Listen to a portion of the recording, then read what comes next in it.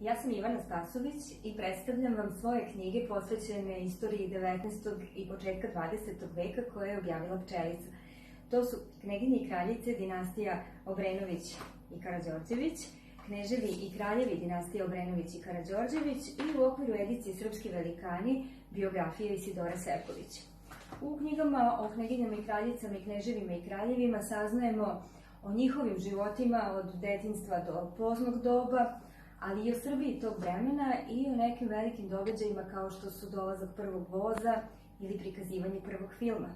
Knjige su oplemenjene umetničkim delima, fotografijama i ilustracijama koje su radili Ana Grigorjev i Igor Krstić. U biografiji Isidore Sekulić pratimo njen život od školskih i studentskih dana, preko vremena u kojem je bila profesorka prirodnih nauka, do onog u kojem je postala jedna od najvećih književnica i uopšte žena svoga doba. Tu su i odlomci iz Isidorinih putopisa, a pomalo i tajne njenog srca.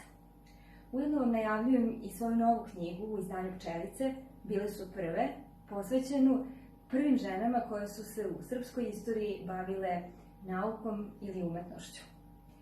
Sve ove i ostale knjige u izdanju Pčelice do 31. oktobra možete da poručite sa sajamskim popustom putem sajta Pčelice.